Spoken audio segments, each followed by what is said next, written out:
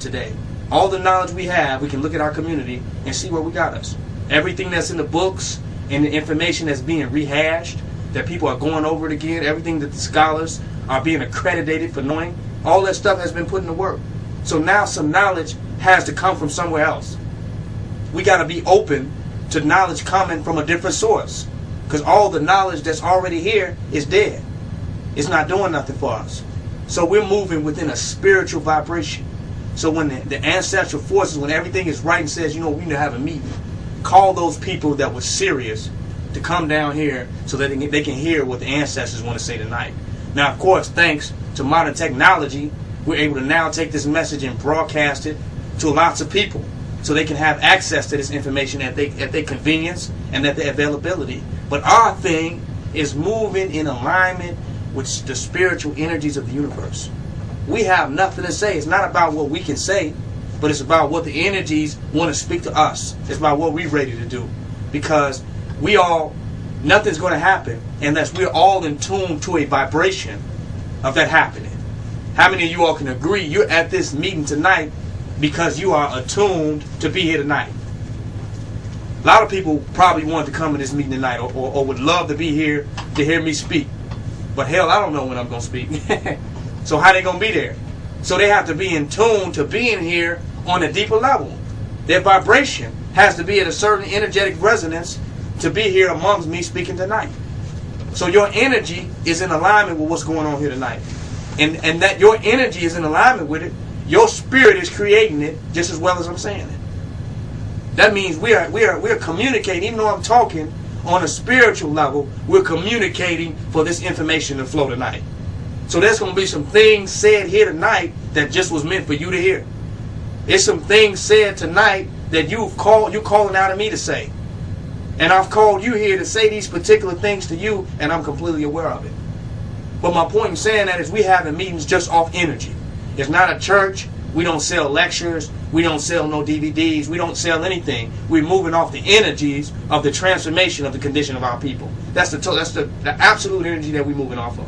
And when that energy is right to manifest this, then we do it. And when it's not right, we don't do it. Bottom line. We're not moving off nothing else. It's not off of ego. We don't want fame. Hell, we done pissed a lot of people off.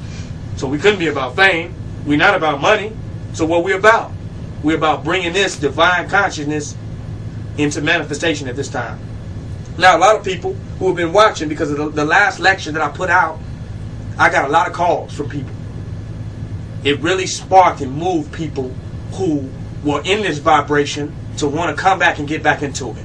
They felt the energy. It resonated. That last lecture talked to them. But I want to come to tell those people, and even the people who are here, you don't have to put pressure on yourself to be here and be part of this. Anything that you got to put your pressure on yourself to do is false. It's phony. It's not going to last. Anything man-made is artificial. It's not going to stand. But what I want to tell you is that you're already moving into a consciousness that got you this far.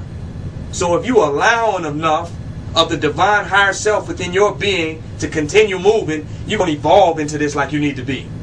This ain't a quick fix solution. I've been doing this for over 14 years. This is not an overnight thing. This is not an overnight scheme. This is something very, very consistent that I've been hammering in for 14 years. I don't expect anyone to come into the knowledge of this within 24 hours and run into this.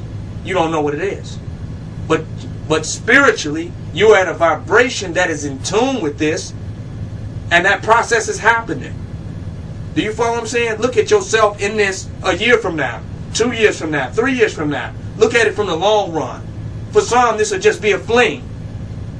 They seek not their own becoming.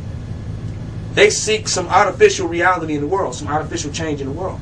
They don't think they have to become the change that they want to see in the world. And if it took us 30 years to get dumb as hell, how long is it going to take us to get smart? If it took us 50 years to be bamboozled, how long is it going to take us to be intelligent? So the process for each and every individual that's coming into this enlightenment is that sensitive. It's that sensitive of a matter. You follow what I'm saying? It's that delicate. The process for each individual.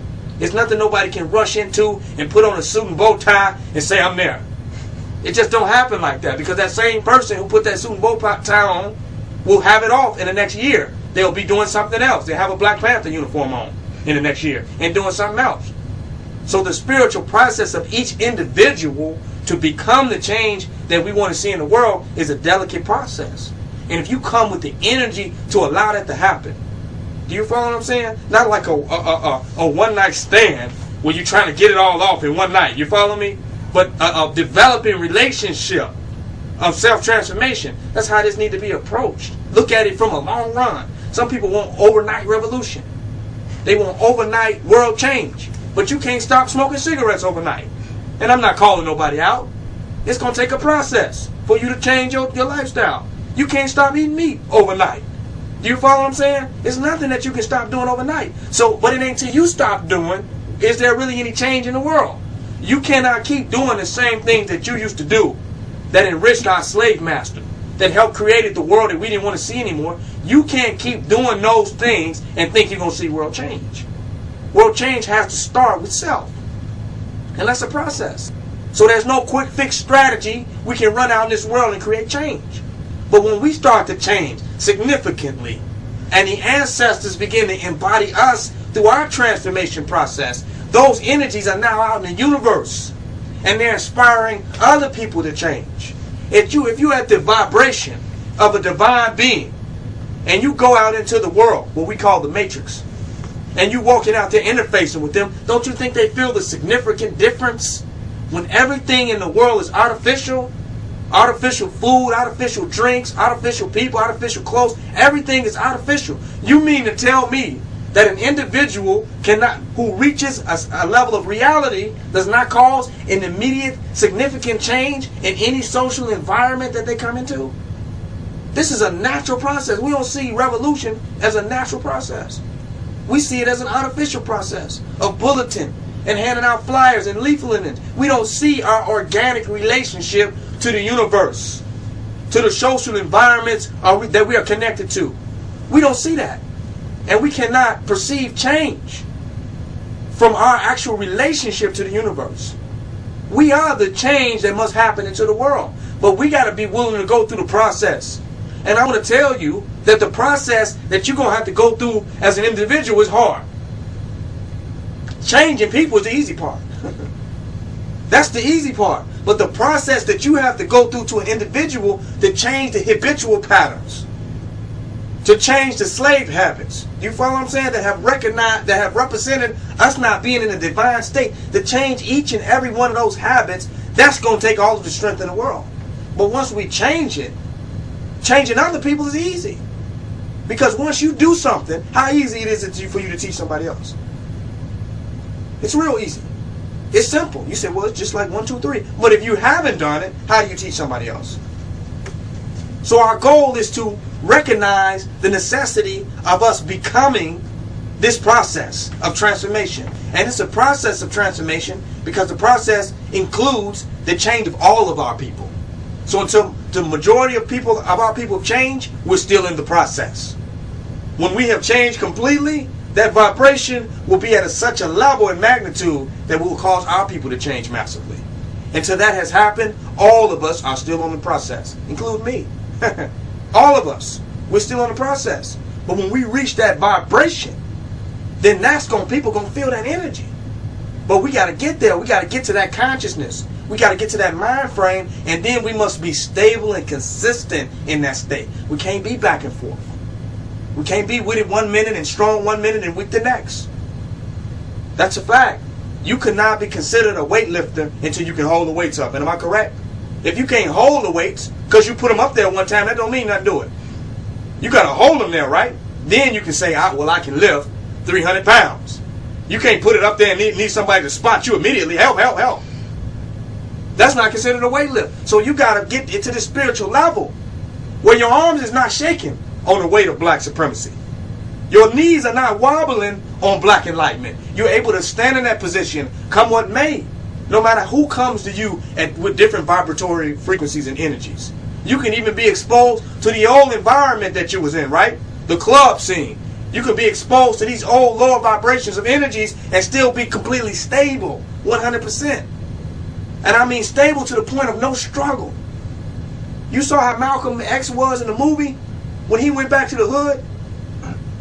He was completely stable. It was no possibility, you follow, of him getting caught up into the negative behaviors that once represented his life.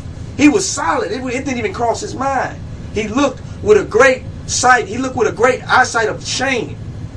He had a great feeling of shame, not a feeling of temptation, huh? But a feeling of shame. Many of us are still tempted in things in the world that we have got away from. We're still tempted by what has brought us down and not taking us up. So to really get on this path, we have to truly become a spiritual adept. We have to really become solid and stable on this path. And that takes time. But you know the thing about it? Nobody's judging anybody but yourself. You're the only one judging you. Each of our processes is our own. What's most significant is that we are really placed on the process. That our feet are really on it. Where we at don't matter. Ain't no race. When you get there is when you get there. But know that you